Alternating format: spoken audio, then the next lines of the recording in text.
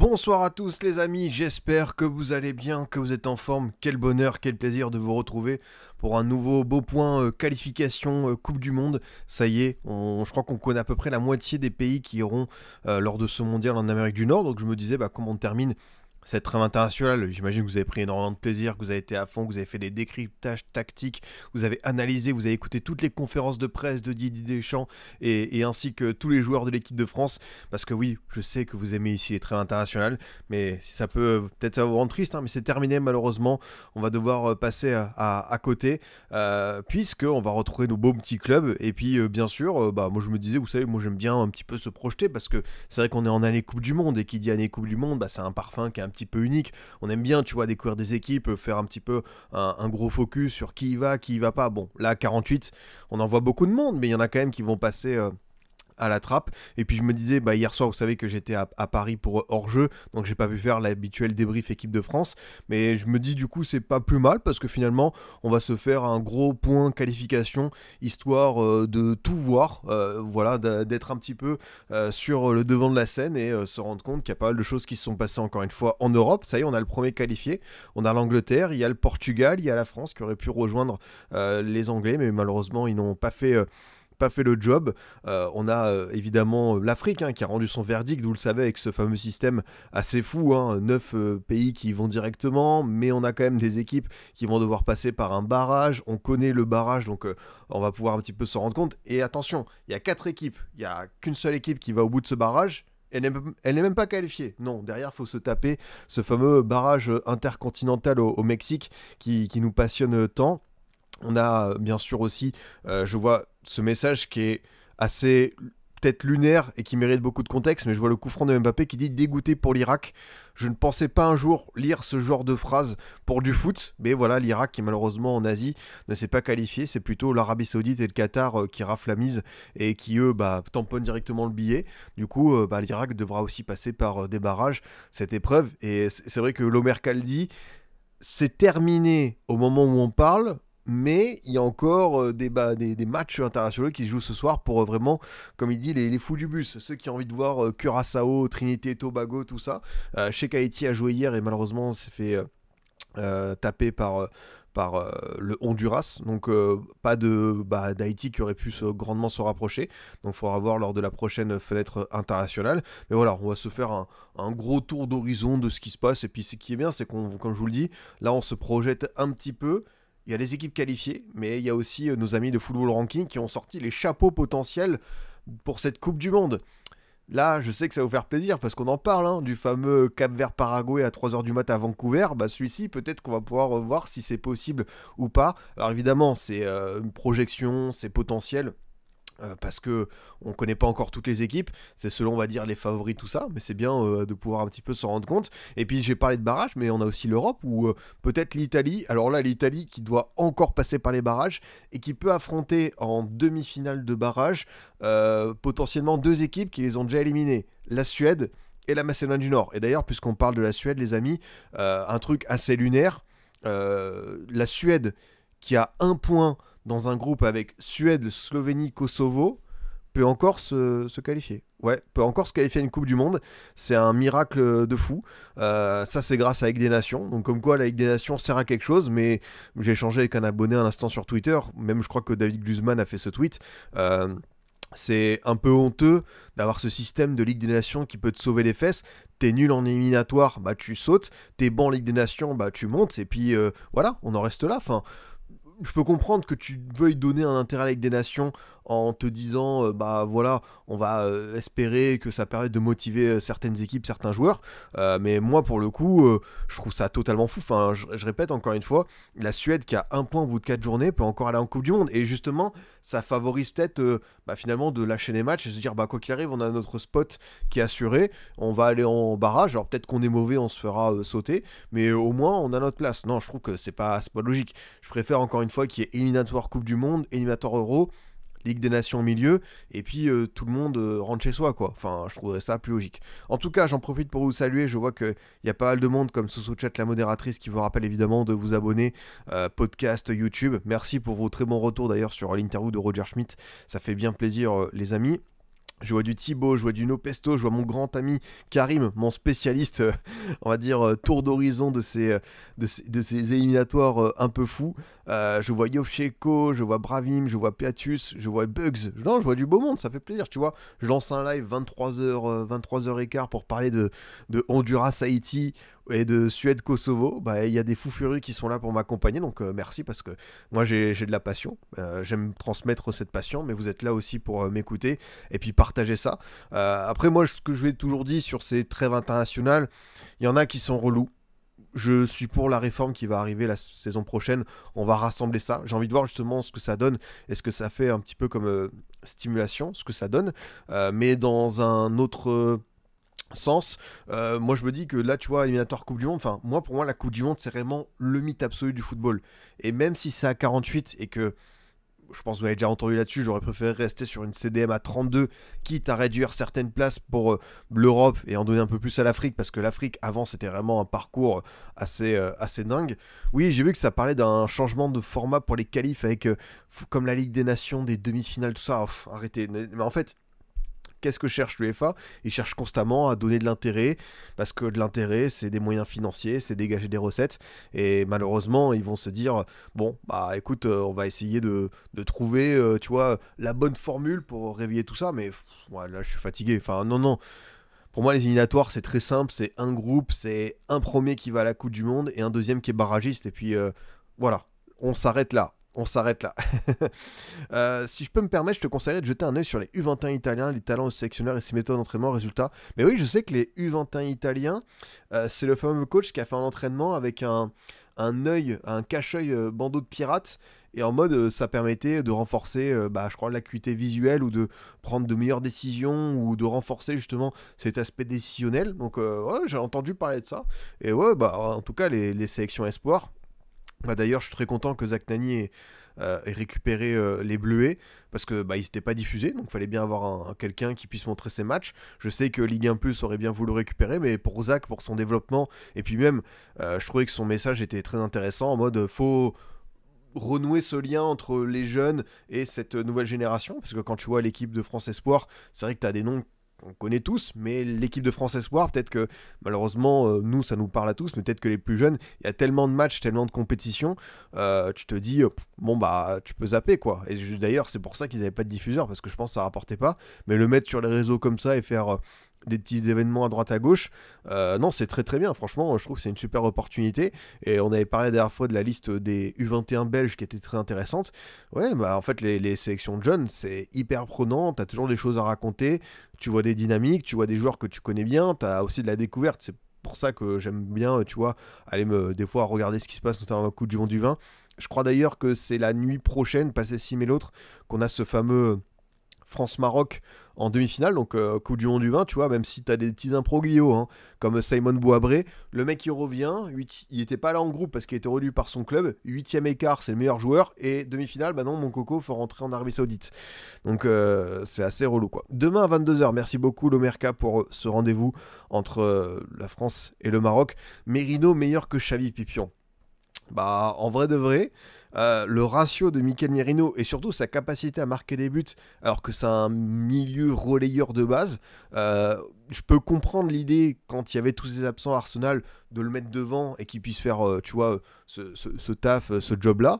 Mais franchement, Merino, ouais, il mérite beaucoup de. Bah, en 2025, il a marqué, je sais pas combien de buts, il doit en être à peut-être une vingtaine, mais là, c'est fort, quoi. Franchement, moi, je suis épaté, quoi. Enfin, il dépanne, il rend des services, et même à ce niveau-là, c'est plus que rendre des services. Enfin, il a un ratio qui est équivalent, une contribution but qui est équivalente à un Haaland pour la Norvège, quoi. Donc, il est vraiment bon à ce niveau-là. Salut Na, salut Scipion, à quand le retour des podcasts? Bah, tu vois, dès à présent, hein, parce que cette émission, elle sera évidemment diffusée chez les copains du podcast. Alors, par exemple, tu vois, l'interview de Roger Schmidt, Je l'ai mis qu'en YouTube parce qu'il parle en anglais, le coach. Du coup, je savais pas trop quoi faire pour un podcast. Est-ce que je demande à quelqu'un de l'extérieur de venir poser sa voix? Mais ça ferait peut-être un truc bizarre. Moi, je vais pas le poser parce que je vais pas m'auto-répondre à mes questions. On n'en est pas à ce point de mégalomanie. Mais voilà, il se peut que des fois, il y ait des contenus qui soient faits en anglais et que pour le podcast, ça ne s'adapte pas. Mais sinon, comme toujours, hein, toutes les émissions, tous les petits focus YouTube, ils sont toujours en podcast. Et encore une fois, je sais que les auditeurs audio m'écoutent bien. Donc merci les amis pour votre soutien et la force comme toujours, quoi. Maroc qui ne referont jamais leur parcours 2022. Bah, après, le Maroc, il faut voir. Il faut voir parce que tu as déjà une CAN. Faut pas mettre la charrue avant les bœufs parce qu'on sait que pour le Maroc, avant de se projeter à la Coupe du Monde 2026, tu as d'abord cette CAN qui compte énormément parce qu'elle est organisée à domicile, parce que ça fait longtemps que le Maroc ne l'a pas remporté. Et puis, bah, c'est vrai que tu as un statut un petit peu de numéro 1 en Afrique que tu n'as pas eu lors de la dernière CAN puisque c'est la Côte d'Ivoire qui l'a remporté. Mais là, tu es à la maison, tu as une pression maximale, tu as une superbe équipe. T'as un sélectionneur qui vient de faire un truc un peu dingue, qui vient de décrocher une 6ème victoire d'affilée. Alors certains vont dire oui, regarde la tronche d'adversaire. Oui, mais il y est parvenu quand même. Il n'empêche que le Maroc aura une pression folle. Et c'est très intéressant de voir dans ces contextes-là comment ils s'en sortent. C'est à double tranchant, mais bon, tu sais que derrière t'as une Coupe du Monde. Mais attention, enfin, j'ai pas envie d'être alarmiste. Hein, mais si, imaginons, le Maroc se fait sortir en 8ème. Derrière, tu as une Coupe du Monde, ça va aller très très vite, hein, c'est 5 mois. Est-ce que ça peut avoir un impact? Est-ce que on sait que des fois en Afrique, il y a eu des coachs, je me souviens, je crois que c'est Vaïd qui saute avant la Coupe du Monde 2018. C'est Hervé Renard qui le remporte. Donc attention, mais après, voilà, c'est à eux de prouver. Ils ont des joueurs d'une qualité j'ai même pas les mots, hein. Enfin Hakimi, Aguerd, Bounou, les Brahim Diaz, les jeunes qui arrivent petit à petit, les Amin Adli, voilà, enfin c'est très fort, mais va falloir prouver quoi. Vaïd saute avant 2022, remplacé par Iraïta, c'est 2022 alors que Vaïd saute. Putain, Vaïd il a tellement une longévité que je le voyais pas être à ce niveau-là, quoi. Avec le Maroc, on est capable de pas sortir notre groupe dans une CAN à domicile mais d'aller en demi de CDM. Bah écoute, on va justement aller voir peut-être aussi ces groupes de CAN pour se projeter là-dessus petit à petit. Mais ce que je vous propose, c'est évidemment de commencer notre petit tour d'horizon et de directement aller voir les pays qualifiés, hein, parce qu'on a de plus en plus d'équipes qui vont participer à la fête. Donc on rappelle les pays hôtes, Mexique, États-Unis, Canada, Japon, Iran, Corée du Sud, Australie, Ouzbékistan. La dernière fois, j'ai répété 2 fois Australie et Nouvelle-Zélande. Enfin, j'ai répété 2 fois Australie parce que c'est vrai que le drapeau avec la Nouvelle-Zélande, il se rassemble un petit peu, mais on a bien les Néo-Zélandais de ce bon vieux Chris Wood qui seront de la partie. On a aussi l'Ouzbékistan, comme la Jordanie, première participation à une Coupe du Monde, comme le Cap-Vert. On a ensuite le Qatar et l'Arabie Saoudite pour compléter l'Asie. Maroc, Égypte, Algérie, Tunisie, Cap-Vert, donc Ghana, Afrique du Sud, Côte d'Ivoire, Sénégal pour l'Afrique. On attend 3 autres équipes CONCACAF. Argentine, Brésil, Colombie, Uruguay, Équateur, Paraguay, la Nouvelle-Zélande et donc l'Angleterre qui est cette première équipe européenne à faire un petit peu voilà, on sait qu'il y a 16 équipes européennes donc en fait il y a plus que ça à compléter. Ouais, t'as la CONCACAF et t'as après ces fameux barrages qui vont être évidemment assez rigolo quoi. Et du coup, les barrages. Alors, en Afrique, on l'a vu, il y avait beaucoup d'équipes qui avaient terminé du coup première de leur groupe, et on rappelle le système, c'est les 4 meilleurs deuxièmes qui s'affrontent dans un tournoi qui aura lieu en novembre au Maroc. Du coup on a 2 demi-finales, Nigeria, Gabon et Cameroun, RDC. Les 2 vainqueurs s'affrontent en finale le 16 novembre. Et là, c'est là où c'est un parcours hardcore. Après, bon, c'est une dernière chance pour te qualifier, il faut la saisir, mais le parcours est quand même hardcore. Si tu gagnes ce match, cette finale, t'es même pas en Amérique, hein, t'es même pas sur les plages de Miami, t'es même pas à aller visiter Manhattan et tout. Tu dois encore attendre le fameux barrage intercontinental de mars qui lui se déroulera au Mexique, et où là tu auras 2 équipes CONCACAF, une équipe de l'AFC, donc de l'Asie, une équipe d'Océanie, type peut-être Nouvelle-Calédonie, une équipe sud-américaine et donc une équipe africaine, quoi. J'espère que vous avez tous suivi, hein, parce qu'ici, on a commencé à étudier, à se projeter. Au départ, ça me paraissait très flou, parce qu'en fait, on n'avait pas les équipes, on savait pas trop à quoi ça ressemblait, mais on a donc ce barrage intercontinental, on a 6 équipes, on a une demi-finale et une finale. Les 2 équipes qui ont le meilleur classement FIFA vont directement en finale. Du coup, par exemple, on peut imaginer que parmi ces équipes africaines, il y en a une qui potentiellement peut avoir un très bon classement FIFA en mars. Et du coup, tu vois, par exemple, le Cameroun de Samuel Eto'o, même s'il a plein de problèmes, voilà, ils peuvent réussir à sortir, à être tête de série. Et puis ça peut passer ainsi, quoi. Donc ça va être intéressant de voir. Et c'est vrai que c'est dur, hein, parce que dans ces meilleurs deuxièmes, finalement, ouais, t'as le Burkina qui saute. Le Burkina qui saute. T'as le Niger, Madagascar, Ouganda, Namibie. T'as qui comme gros absent? Après, c'est les équipes qui n'ont pas fait de Coupe du Monde de mémoire, mais t'as la Guinée, le Mali. Ça reste quand même des beaux morceaux. T'as combien d'équipes qualifiées issues du barrage intercontinental? T'en as 2, l'ami. T'en as 2 qui vont aller à cette CDM, quoi. Je comprends. Je comprends même pas ce format, pour être honnête. S'il faut obtenir un barragiste, pourquoi pas juste prendre le meilleur deuxième, je sais pas. C'est une bonne question. Je pense que c'est une formule qui se teste, comme c'est la première fois que l'Afrique a autant de pays directement qualifiés. Et comme ils avaient une place supplémentaire, je pense qu'ils se sont dit, tiens, on va essayer de faire un petit Hunger Games, comme ça ils vont un petit peu se mettre dessus. Mais ce qui est sûr, c'est que bon, t'as 9 équipes qualifiées, c'est bien que l'Afrique en obtienne quand même davantage de places. T'as une dernière place potentielle, donc à voir, à voir. Si le Nigeria passe après leur campagne de groupe scandaleuse, mon Dieu. En fait, t'as pas mal d'équipes qui sont des rescapés. T'as le Gabon qui a bien performé. Le Gabon qui, franchement, a obtenu de très très bons résultats. Je pense qu'il faut le souligner derrière la Côte d'Ivoire. T'as la RDC qui menait 2-0 contre le Sénégal et qui s'est fait renverser à la maison. Donc ça aussi, t'as un petit peu mal au crâne. T'as le Cameroun, je sais pas si vous avez suivi, mais t'as eu 0-0 contre l'Angola. Le dernier match à domicile. Et t'as eu Samuel Eto'o, président de la fédération, qui s'est fait embrouiller en loge, en tribune présidentielle par un supporter, par un observateur, je sais plus trop qui c'est exactement. Et t'as le Nigeria, qui alors là, bon, ils avaient un match couperé contre le Bénin. Ils ont été intraitables. Victoire 4-0 avec Osimhen qui, je crois, en met 3. Alors attends, où est-ce que c'est pour le bon vieux Victor Osimhen? Nigeria-Bénin, c'est ça. Et Franck Onyeka, mais c'est vrai qu'en fait, comme d'hab, quand j'ai vu la compo du Nigeria, je me suis dit, la défense, t'as des bons joueurs, hein, Bassé, voilà, Première Ligue, Fulham. Par contre, t'as un milieu de terrain, enfin, t'as des noms, quoi. Chukwueze, Ndidi, Iwobi, Moses Simon, Osimhen, Akor Adams. Et devant, bon, t'as Terem Moffi qui voilà, était un petit peu mitigé en ce moment. T'as Oroka Dare qui est en attaquant, qui est sympa en Belgique. Franck Onyeka qu'on connaît un petit peu. Mais c'est vrai que, comme tu le dis, Marousop, Eric Sekouchel, c'est vrai que le coach du Nigeria, c'est Monsieur Eric Shell.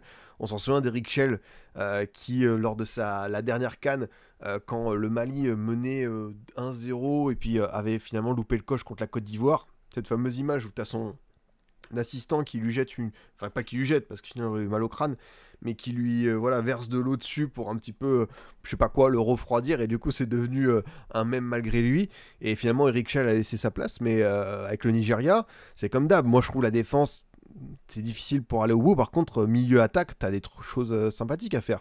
Et tout est une question d'organisation. Donc le Nigeria, c'est vrai que quand tu auras peut-être le potentiel, tu dis que ça peut être eux. Mais franchement, les 4 équipes, elles ont leur mot à dire, quoi. Pour ceux qui connaissent l'Afrique, c'est vrai que RDC, t'as l'impression que c'est peut-être mieux en termes de dynamique que le Cameroun, mais le Cameroun n'est jamais plus dangereux que quand il est voilà, en cette position un petit peu dos au mur, quoi.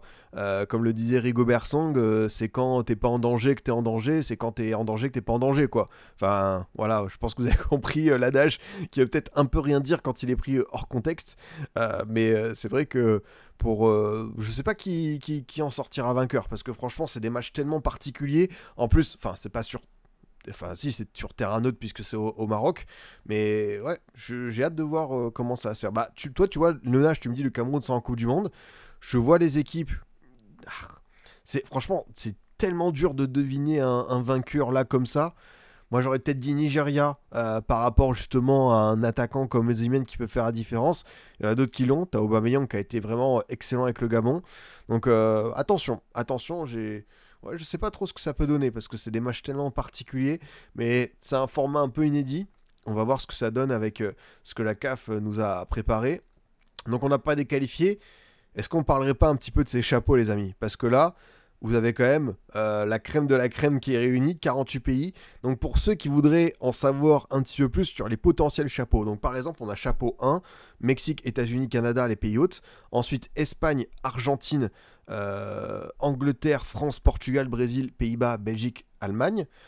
Par ailleurs, le pot 2, t'as la Croatie, tu vois. En vrai, pot 2, c'est là où tu dis des fois, tu peux avoir des...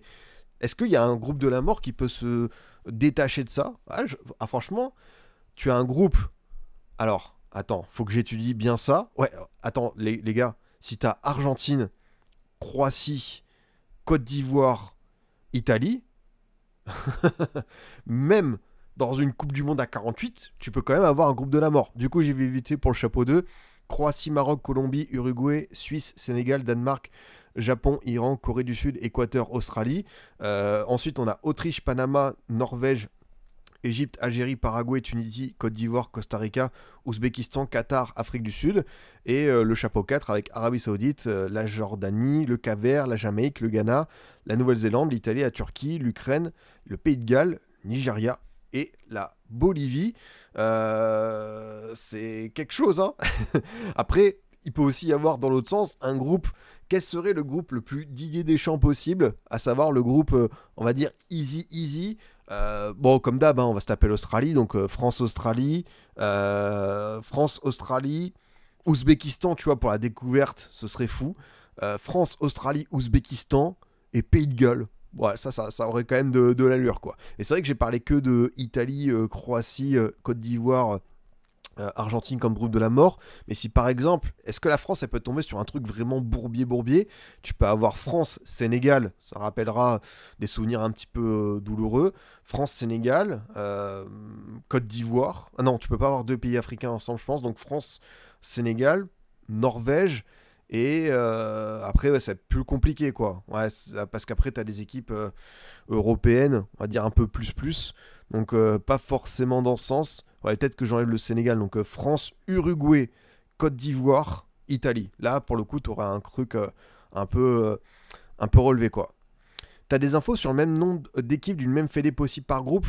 Bah, moi, je pense que l'idée, ce sera d'éviter qu'il y ait deux équipes africaines dans le même groupe, toutes les équipes sud-américaines ensemble, tu vois, ce genre de choses. Par contre, on sait qu'avec l'UEFA, souvent, tu avais deux équipes européennes qui étaient ensemble, hein. On a eu le France-Danemark en 2022. On a eu Rebelote en 2018. Également, 2014, c'était nos amis de la Suisse.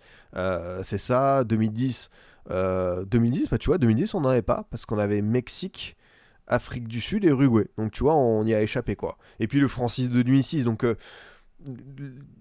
avec 16 équipes, t'as quand même une grande chance qu'il y a beaucoup d'équipes de la zone UEFA qui se croisent, quoi. Mais c'est bien de pouvoir un petit peu commencer à se rendre compte de ce que ça peut être. Après, je sais que vous le voulez, le groupe, allez, le groupe le plus what the fuck. Est-ce qu'on se ferait pas un groupe Canada, Iran, Panama, mais c'est la même zone, donc je suis pas sûr.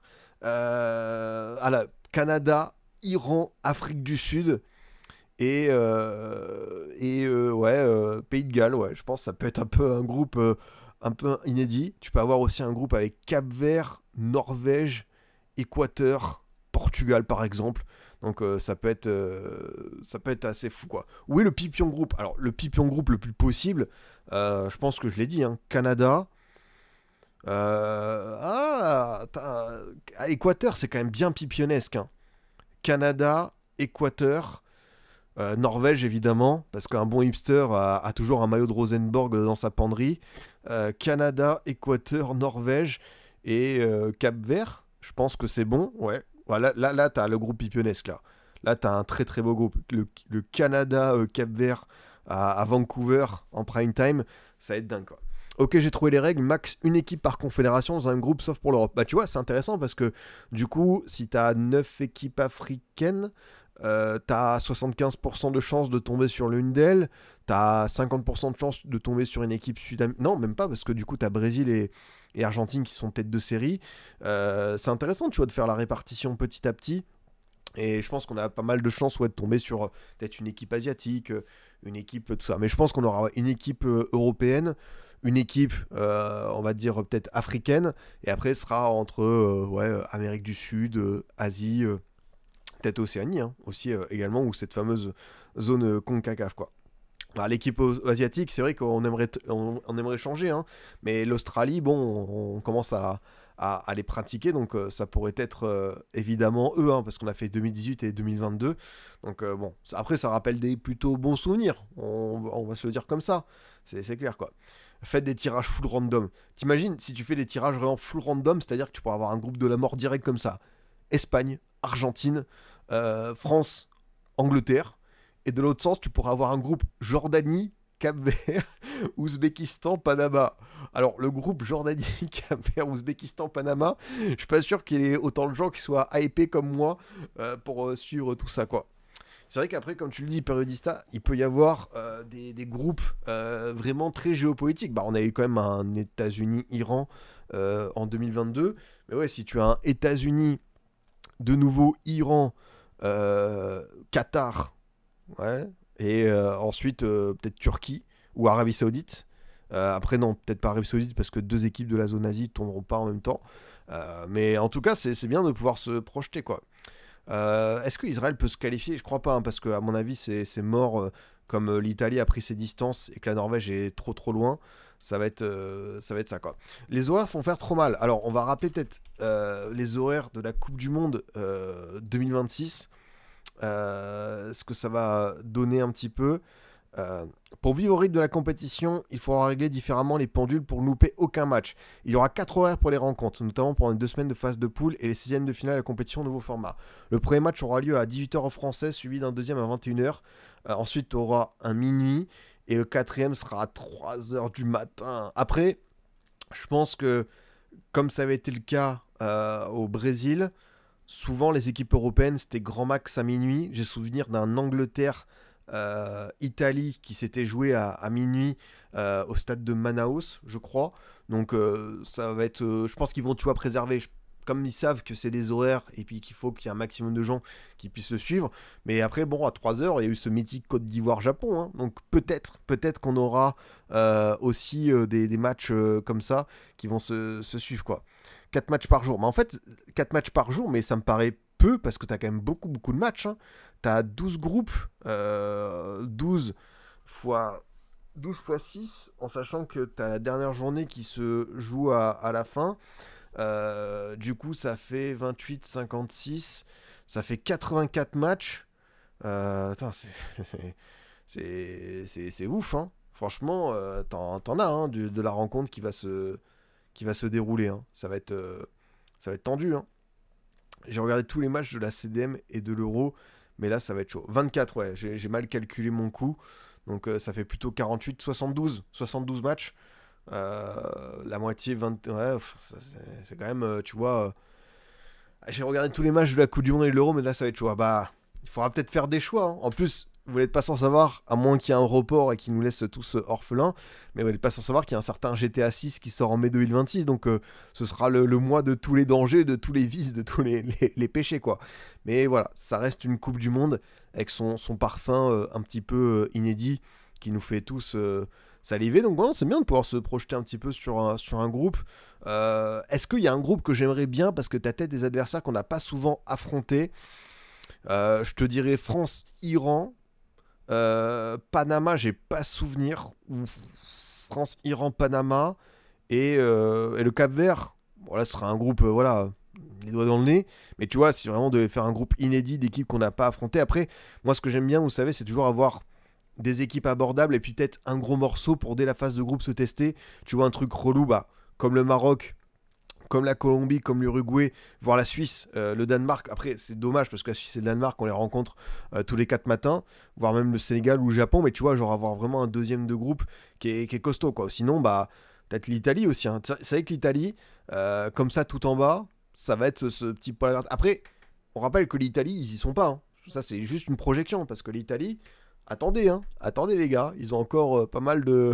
ils ont encore un barrage potentiellement à jouer quoi. Bah justement, je vous propose qu'on aille sur ce qui s'est passé aujourd'hui. Donc on rappelle, hein, il reste encore 2 journées qui se dérouleront en novembre. Et oui, pour votre plus grand bonheur, une nouvelle trêve internationale dans moins d'un mois. Je sais que vous l'attendez de manière impatiente.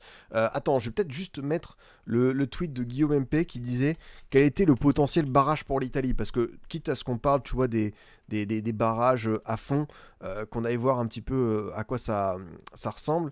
Alors, attends, Guillaume MP, où est-ce qu'il est? Hop, il doit être là, l'ami italien. Non, là, je veux pas le conseil municipal de Grasse, mais notre ami Guillaume MP. Non, mais c'est toujours le même. Alors là, Guillaume, voilà, je l'ai trouvé, notre acolyte du football italien. Du coup, il avait mis, je crois, le screen de ce que ça pourrait être potentiellement. Donc, du coup, par exemple, les 12 vainqueurs de groupe probables: Allemagne, Suisse, Danemark, France, Espagne, Portugal, Pays-Bas, Autriche, Norvège, Belgique, Angleterre, Croatie. Et du coup, tu aurais en barrage, tu aurais les têtes de série Italie, Turquie, Ukraine, Pologne. Face à ça, tu as donc des demi-finales contre les quatrièmes têtes de série. Donc la Roumanie, la Macédoine du Nord, l'Irlande du Nord et donc la Suède qui nous a fait un truc nullissime en éliminatoire mais qui peut quand même s'en sortir. Donc voilà, hein, je pense qu'on est tous d'accord pour dire que ce système est assez abracadabrantesque. Et au milieu de ça, tu as donc les têtes de série numéro 2 qui vont affronter les têtes de série numéro 3. Donc là, tu as potentiellement Pays de Galles, Écosse, Hongrie, République tchèque, face à Slovaquie, Albanie, Bosnie, Kosovo. Donc imaginons par exemple, tu as un Pays de Galles, Slovaquie, Pays de Galles gagne, tu as un Suède, Italie, là je vous laisse deviner le scénario, mais on peut dire Italie, mais c'est jamais sûr maintenant avec cette équipe. Et bien tu aurais un Italie, Pays de Galles pour avoir une place lors de cette Coupe du Monde. Donc ça se jouera en mars 2026. Mais comme tu dis, Riel Ariande, et on l'a répété au début du live, hein, de l'émission, attention à l'Italie parce que ça reste un traumatisme, ce qui s'est passé lors du barrage en 2018, enfin en 2017 du coup, lors du barrage en 2021 contre la Suède, contre la Macédoine du Nord. Devoir passer encore par les barrages pour l'Italie, ça va être quand même assez tendu, quoi. Alors évidemment, t'as des joueurs pour t'en sortir, t'as un Bastoni, t'as un Barella, t'as un Retegui, mais je pense que vous l'avez vu, hein, ces histoires de joueurs, de cadres un peu supérieurs, dans ce genre de match couperé, où les autres en face, ça va être le couteau entre les dents. Tu vois, la Suède, c'est dur à dire, mais ils auront rien à perdre, ils ont été tellement catastrophiques qu'on se disait, pourquoi pas terminer barragiste derrière la Suède, et du coup, enfin la Suisse, pardon, et avoir un bon classement. Bah, finalement, ils se sont pris les pieds dans le tapis, mais ils ont quand même cette place de tête de série numéro 4. Et tu vois, tu peux imaginer, j'ai parlé juste de Italie-Suède, mais imaginons un truc où tu aurais, je sais pas moi, la Suède qui affronte la Pologne. Bon, c'est pas infaisable pour eux, ils passent, et ensuite tu aurais le vainqueur d'Albanie-Hongrie. Ça peut être la Hongrie, ça peut être l'Albanie, mais tu vois, il y a un monde où la Suède, qui a quand même des joueurs d'une certaine qualité, là ils sont en perdition, ils retrouvent à un moment donné. Bon, après, j'ai vu quelques images contre le Kosovo. Pour qu'ils retrouvent leur mojo en quelques semaines, quelques mois, je suis pas optimiste. Ça va être tendu, ça. Mais exactement, le Italie-Écosse, date match. Italie-Écosse. Alors, je pense que ça se jouera plutôt en Italie, comme ils vont être tête de série, peut-être un peu privilégiés. Mais si ce match avait eu lieu à Édimbourg, sous cette fameuse pluie battante, que tu as McGinn qui te rentre dedans, que tu as Che Adams qui fait des percées, et que t'as Andy Robertson qui tire bien un coup de pied arrêté, ça va être délicat. Ça va être délicat, cette histoire, quoi. Donc l'Italie, ouais, ils vont devoir peut-être aussi passer par ça. Et encore une fois, nous, on a vécu ce type de scénario un peu relou, parce que tu passes par les barrages, t'es en danger. On a fait le fameux France-Irlande de 2010, qui avait été, ma foi, bien commenté. Le France-Ukraine qui nous avait fait des belles sueurs. Mais désormais, on est quand même bien, même si je sais que pour beaucoup, ces éliminatoires, ça compte pas forcément. C'est pas dingue, on s'en lasse, le spectacle il est pas là. Mais franchement, se qualifier de manière pépère, ça reste un luxe. Et c'est bien de l'avoir obtenu depuis pas mal d'années. Parce que je vais vous dire que du côté de Rome, de Naples, tout ça, de Turin, de Milan, ça doit commencer à bien stresser, quoi. Et évidemment, un joueur écossais important, le McTominay, qui d'ailleurs vient de évoluer à Naples. Donc ça peut être aussi une certaine histoire sympathique, quoi. Du coup, on avait quelques matchs. Alors, le match de l'équipe de France, pour tout vous dire, je ne l'ai pas vu parce qu'encore une fois, j'étais à Paris, on a fait hors-jeu, on a tourné plein de choses, donc je ne l'ai pas vu en intégralité. J'ai juste vu le résumé. Que dire, enfin, c'est le genre de match piège où des fois on réussit à s'en sortir.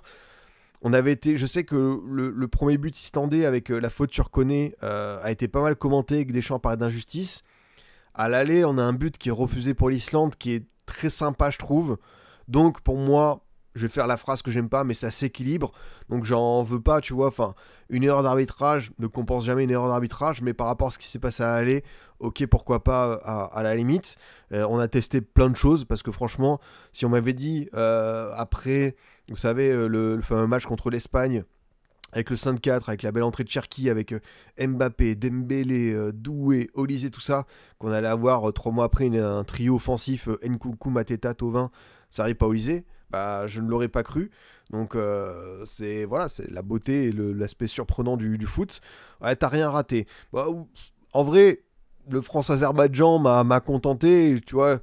J'aime bien rattraper certains matchs, mais bon, des fois, hein, on va pas non plus faire le forcené. Donc, de ce que j'ai vu des résumés, bah, t'as aussi, on a parlé d'erreur arbitrage, t'as aussi erreur défensive sur le deuxième but avec l'alignement de Koundé, qui pensait qu'il était le samedi 16h15 en train de jouer à Oviedo, commenté par Omar Da Fonseca. Sauf que là, malheureusement, t'as pas les mêmes réflexes entre l'équipe de France et le Barça d'Hansi Flick. Et là, il s'est fait piéger, mais c'est ouf parce que vraiment, même lui-même en interview, il a dit bah, j'ai eu un mauvais réflexe. Et ça s'est très clairement vu. Alors, bah, c'est le genre de choses. Ça arrive contre l'Islande, c'est un match international, c'est regrettable. Il faudra passer à autre chose.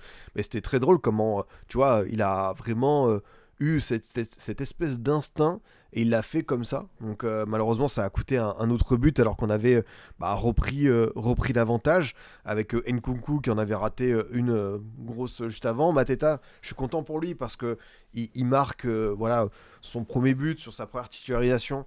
Donc c'est vraiment top et ça confirme que c'est une vraie belle trajectoire et que c'est un profil, pourquoi pas. Après, quels enseignants, parce que c'est comme d'habitude, hein, est-ce qu'on peut en tirer pour la future liste? Je pense que Deschamps, il connaît 23 voire 24 de ses joueurs. Je pense que les 25e, 26e hommes, ça peut jouer sur du Thauvin, ça peut jouer sur du Mateta.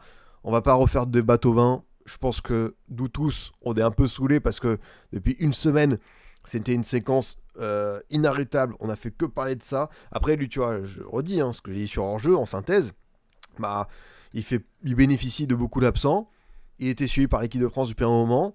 Il arrive en tant que sixième option. Il est là, il marque son but, il fait un rôle de leader dans le vestiaire en disant quelques banalités. Une séquence qui a été reprise comme si c'était lui qui avait fait la causa à part de Deschamps. Enfin, là, j'ai pas compris. Et du coup, là, ce match était un peu plus dur. Mais voilà, s'il revient pour, tu vois, avoir un rôle comme la Coupe du Monde 2018, mais avec un peu plus de bouteilles, en 25e, 26e homme, moi ça me dérangera pas. Faut voir évidemment devant qui il passe, parce qu'on redit, là t'as des absents, t'as Dembélé, Doué, Cherki, Thuram, Barcola.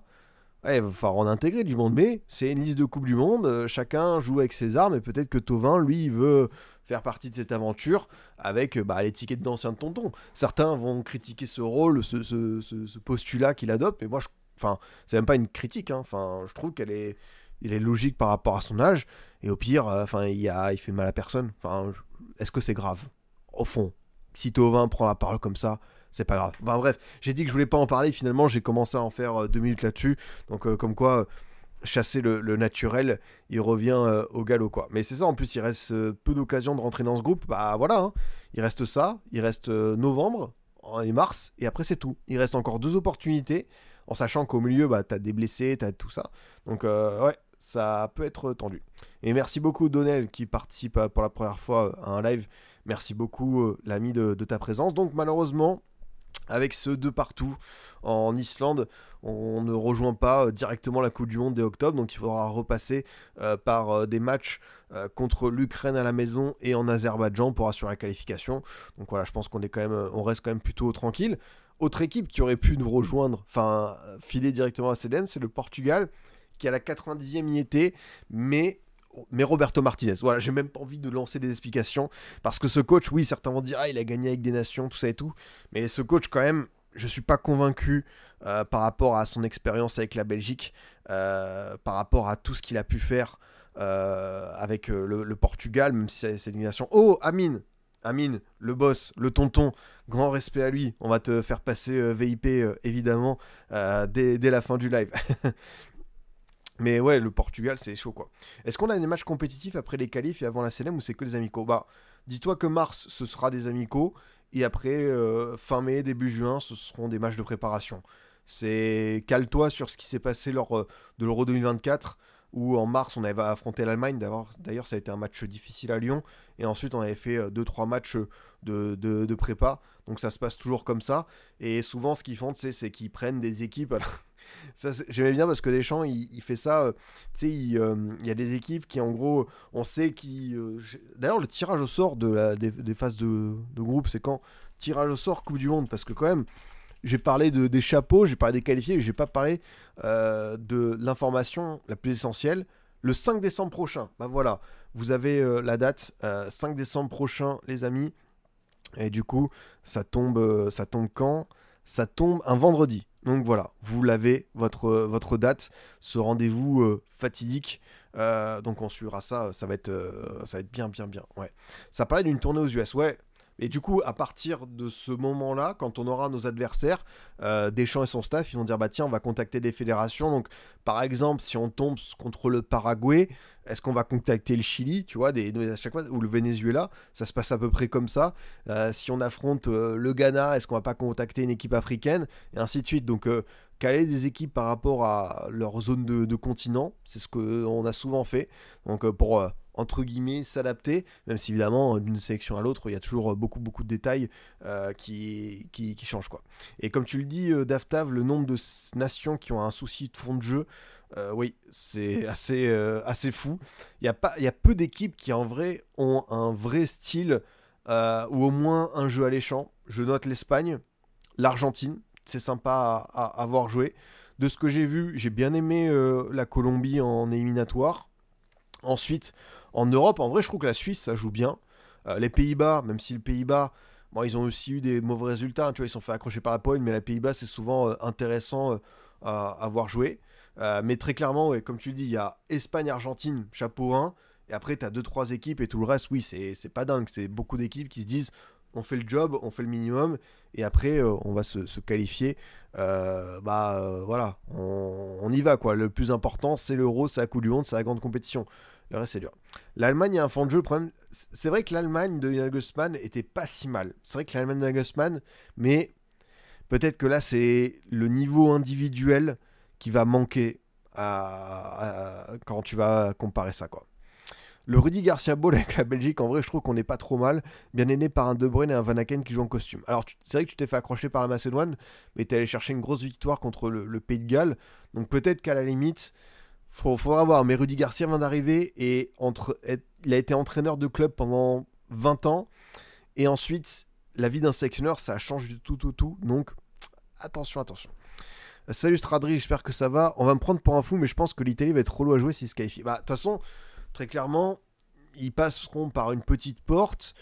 Mais l'Italie chapeau 4, même si c'est une Italie qui a été très décevante lors du dernier Euro, même si c'est une Italie qui revient en Coupe du Monde, qui reviendra en Coupe du Monde après 12 ans d'absence, personne ne veut les affronter chapeau 4. Enfin, vraiment, parce qu'en termes de niveau, tu as une grande différence entre tomber sur l'Italie et une équipe type Cap-Vert. J'ai rien contre le Cap-Vert, hein, on a beaucoup parlé, j'ai fait une vidéo sur eux, mais tu vois, en termes de niveau d'expérience, alors oui, des fois, il y en a qui peuvent avoir l'euphorie, mais ça change beaucoup de choses dans ton appréhension du groupe, quoi. Donc, ouais, ça peut être quelque chose. Et du coup, ouais, le Portugal, bon, CR7, il va y aller au 1000 buts, hein, je pense que personne n'en doute. Il va pousser, de toute façon, je pense, à jouer jusque-là. Mais malheureusement, bah, ils se sont fait surprendre par la Hongrie, avec notamment une première action. Alors, Diogo Costa se trouve un petit peu sur le but de Slazai sur corner, mais Attila Slazai, 1m93, un gros bébé, qui aurait pu être troisième ligne à Montauban. Qui c'est qui était au marquage de Attila Slazai? C'est un certain Bernardo Silva, 1m75. Je suis pas sûr que le calcul soit bon, hein, parce que là, vraiment, C'était sûr qu'il allait se faire marcher dessus. Mais le Portugal, ouais, ils s'en sont remis avec un CR7 qui a su trouver la faille à 2 reprises. Et finalement, bah voilà, ça montre un petit peu la frustration autour de cette équipe. Et c'est vrai que quand tu vois, encore une fois, le 11, les remplaçants et derrière certains joueurs qui peuvent rentrer dans la discussion, bah, le Portugal va peut-être... voilà, bah, sur le papier, ça n'a rien enlevé à l'Espagne. Bah, sur le papier, oui, ça peut gagner une Coupe du Monde. Alors évidemment, sur le papier, on parle pas de collectif, mais quand tu parles juste des noms, ah, oui, ils peuvent y aller. Mais derrière, bah, malheureusement, on l'a vu lors du précédent Euro, il y a certaines limites, et c'est là où ça se joue, quoi. La Belgique, s'il récupère un Lukaku en forme, Doku et Fofana sur les côtés avec KDB juste derrière, ça peut être pas mal. Oh non, mais s'il y a la spéciale KDB De Bruyne, KDB De Bruyne avec Lukaku, j'ai envie de te dire pourquoi pas. Mais il va falloir qu'ils mettent d'autres choses. Après, moi je trouve que quand même l'équipe, elle peut tenir la route et surtout, t'as des nouveaux qui arrivent. Tu vois, t'as Raskin qui a récupéré pas mal de temps de jeu au niveau du milieu de terrain. T'as De Kuiper, t'as De Bast. Tu vois, t'as quelques jeunes qui poussent quand même. Hein. Au-delà de Doku, qu'on connaît depuis pas mal de temps et qui était déjà là, je crois, à l'Euro de 2021. T'as Malik Fofana qui est intégré. Bon, t'as Witsel, tu vois, par exemple, ça, c'est ce genre de choses. J'aurais pas pris Witsel, tu vois. On a vu la liste des espoirs belges. Je pense qu'il y a 4-5 joueurs, même s'ils ne jouent pas au même poste que Witsel, qui auraient mérité, tu vois, aller à sa place, quoi. Autant préparer cette génération. Ouais, tu vois, par exemple, les joueurs qui rentrent pas, t'as Openda, Lamens, Sels, les 2 gardiens, t'as Luke Bacchio, Conny de Winter, Joaquin Seyss et Michi. Et t'as encore du Castagne, du Van Aken, ouais. C'est intéressant. En fait, la Belgique, il faut qu'ils acceptent de ne plus avoir cette fameuse génération dorée. Et pourtant, t'as encore des joueurs qui sont là et qui sont très bons comme De Bruyne. Et Lukaku qui a fait le job, même si en grande compète, je trouvais que c'était un petit peu plus dur. Notamment, bah, j'ai en souvenir sa Coupe du Monde 2022, où là, il y a des ratés qui sont malheureusement pour lui. Courtois. Mais c'est surtout réussir à se mettre dans la peau d'une nouvelle génération. Et tu vois, j'ai oublié, bah, par exemple, par les joueurs qui sont pas là, t'as Tillmans qui fait beaucoup de bien, que ce soit Aston Villa ou cette équipe. Donc, si tu arrives à connecter cette jeunesse et ces anciens qui sont là pour apporter une colonne vertébrale, je pense que la Belgique, elle peut embêter du monde. Après, pour aller plus loin, ça va manquer peut-être aussi de plus de gros joueurs à chaque ligne, quoi. Malheureusement, ça peut être la petite limite, tu vois, parce que Doku peut avoir des fulgurances, Trossard peut rendre des services, mais c'est pas évident, quoi. Mais en tout cas, c'est intéressant. Enfin, c'est vrai qu'ils avaient un match pas simple à jouer au Pays de Galles. Ils sont allés chercher leur victoire 4-2, donc avec un KDB. Et j'ai vu d'ailleurs l'image du rat qui est rentré sur la pelouse. Qu'est-ce qui se passe? Ça, c'est toujours la même chose. Bah, d'ailleurs, vous parlez de l'Italie en termes d'outsider. Bah, l'Italie qui a battu Israël du coup. Et l'Italie, on le rappelle, hein, qui devra faire un miracle parce que du coup, leur dernier match, là, ils vont jouer en Moldavie et après, ils reçoivent la Norvège. Et du coup, si la Norvège, qui a quand même une belle différence de but, ils avaient gagné 3-0, ça me paraît quand même tendu pour qu'ils puissent faire le job. Du coup, l'Italie, par exemple, l'équipe de l'Italie ce soir, c'est Donnarumma, Di Lorenzo, Mancini, Calafiori en défense. Une ligne de 5, Cambiasso, Barella, Locatelli, Tonali, Di Marco, Raspadori, Retegui. Raspadori qui prend du temps de jeu qui avait été bon lors de la dernière fenêtre. T'as pas Moiskin. Je pense que en vrai, Moiskin, Retegui, ça peut quand même bien tourner. Mais si tu joues avec un système à 2 attaquants, faut que derrière, tu vois, t'aies un gros milieu de terrain. T'as des noms. Locatelli, je trouve que voilà, j'ai bien aimé ce joueur à l'Euro 2021, mais je trouve qu'il a stagné, même régressé. Barella et Tonali, faut qu'ils soient au même niveau qu'en club pour que ça pousse un petit peu plus. Di Marco, Cambiasso sur les côtés. Défensivement, tu rajoutes du Bastoni. Ouais, de blessé Keane, ouais, exactement. Ouais. Je pense qu'il y a pas mal de joueurs qui manquent à l'appel. Par exemple, les remplaçants ce soir, c'est Spinazzola, Piccoli, Francesco Pio Esposito, Cristante, Cambiaggi. Bah, tu vois, Cristante, c'est les limites de cette équipe pour moi. Enfin, c'est là où tu vois vraiment le déclin. Rien contre le bonhomme. Bah, la Roma, c'est pas dingue. Avec l'Italie, c'est pas dingue. Donc, un gars comme ça, tu vois, ça doit même pas être dans un monde idéal, ça doit même pas être dans les 23, quoi. Et que ce bon vieux Gennaro Gattuso, après, on a parlé du fameux passé d'être entraîneur à sélectionneur. En vrai, Gattuso, sa carrière d'entraîneur, elle est, on peut dire, chaotique. Mais en tant que sélectionneur, je pense que c'est un rôle qui peut lui convenir. C'est réussi à trouver la bonne fibre, le bon discours. c'est dans un autre registre. C'est une génération qui est bien moins forte que ce qu'on a connu. C'est une génération qui a vécu les traumatismes, mais t'as quand même, tu vois, cette petite colonne vertébrale où tu peux dégager. Tu dis, t'as un Donnarumma, Calafiori, Bastoni, Tonali, Barella, Di Marco. Il manque peut-être, ouais. Retegui, c'est bien ce qu'il a fait ce soir. Le deuxième but, il est magnifique. Mais il va peut-être te manquer ce neuf d'envergure internationale. Il va te manquer un Kane, un Haaland, un Mbappé. Et après, il y en a d'autres qui l'ont pas, ce neuf d'envergure internationale. Tu vois, bah, type l'Espagne qui fait des miracles avec Merino, où de temps en temps c'est Oyarzabal qui peut dépanner, t'as Samuel Morodion qui a un beau potentiel mais qui reste jeune, mais eux ils ont le collectif. Donc peut-être ça va manquer ça quoi. Ils ont une des meilleures défenses si tu prends toutes les sélections, to be honest. Ah non, mais la défense italienne, tu prends les noms, tu te dis, il y a du beau monde. Et après, tu vois ce qui s'est passé contre Israël, où ils ont fait 4-5. Tu te dis qu'il y a quand même du boulot. Hein. C'est des noms couchés sur une feuille, c'est bien. Mais il y a aussi la réalité à les trouver. Quoi. On a parlé de l'Espagne. Hein. Alors, l'Espagne qui a un paquet d'absents, mais qui fait le job contre la Bulgarie. Unai Simon dans les buts, Pedro Porro, Le Normand, Laporte, Grimaldo, Zubimendi, Gonzalez.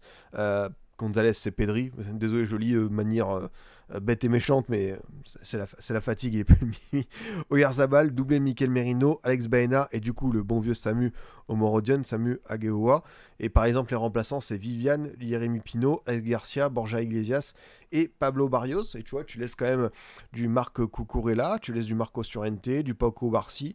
T'as quelques remplaçants quand même de qualité. Et bah, t'as Olmo, t'as Rodri, t'as Fabian Ruiz, t'as Yamal, t'as Nico Williams, t'as Ferran Torres qui ne sont pas là, t'as Carvaral qui n'est pas là. Eux aussi, ils ont de la marge. Eux aussi, ils ont de la marge. Et bon, on a déjà parlé la dernière fois hein, des favoris pour la Coupe du Monde et tout. Moi, je les mets chapeau 1 avec l'Argentine et pour l'instant, je les mets devant l'Argentine. Et quelqu'un demandait d'ailleurs, c'est quand cette finalissima, ce match que vous attendez tous. Ça se déroulera en mars. Donc voilà, vous avez le rendez-vous qui est pris. Mais bon, ça va permettre de se jauger. Après, c'est un match amical plus. Mais l'Espagne dégage un vrai truc. Là, t'as beaucoup d'absents. Mais franchement, je trouve qu'ils ont réussi à trouver. L'Euro leur a donné une continuité de dingue. Quoi. Ah, c'est au Qatar. Bah merci, le coup franc du Kicks pour l'info. Et Dino Hysén, ouais. Dino Hysén, exactement. Dino Hysén comme joueur supplémentaire dans cette défense. L'impression que les Espagnols arrivent presque trop favoris, peuvent tomber dans les traquenards. Bah, c'est le risque quand t'es une équipe hyper favorite à une Coupe du Monde d'avoir des matchs où finalement tu passes à côté. Après, l'Espagne avait perdu son premier match à la Coupe du Monde 2010 contre le Chili, contre la Suisse, pardon, alors qu'ils étaient champions d'Europe. Et du coup, tout le monde s'est dit, voilà, c'est la catastrophe. Et finalement, bah, tu vois, une victoire, enfin une défaite comme ça peut aussi jouer, tu vois. Pareil pour l'Argentine, l'Arabie Saoudite de la Coupe du Monde 2022, c'est un truc fou. Mais on n'oublie pas, enfin, un champion du monde qui a été battu par l'Arabie Saoudite. Parce que des fois, t'es dos au mur et du coup, t'as plus le choix. C'est un match déjà, c'est coup près en Coupe du Monde. Alors là, dès que tu perds, il te reste 2 opportunités, il faut pas te louper. Et du coup, si tu te qualifies un petit peu dans la douleur, ça peut créer quelque chose. Donc si par exemple l'Espagne tombe dans un groupe, tu vois, où ça peut être relou, par exemple, t'as une équipe comme l'Uruguay qui peut les piéger. Si l'Espagne perd son premier match, pour moi, ce sera pas fini. Parce que derrière, on a vu des parcours où t'as des équipes qui ont su se relever. Des fois, il te suffit de 2-3 ajustements de joueurs, aussi se réveiller parce que bah, tu as un statut de favori, tu penses que tout est acquis, tout est donné. Donc non, il faut pouvoir également se bouger là-dessus. Quoi. Mais c'est vrai que le 11 espagnol, il donne quand même bien envie.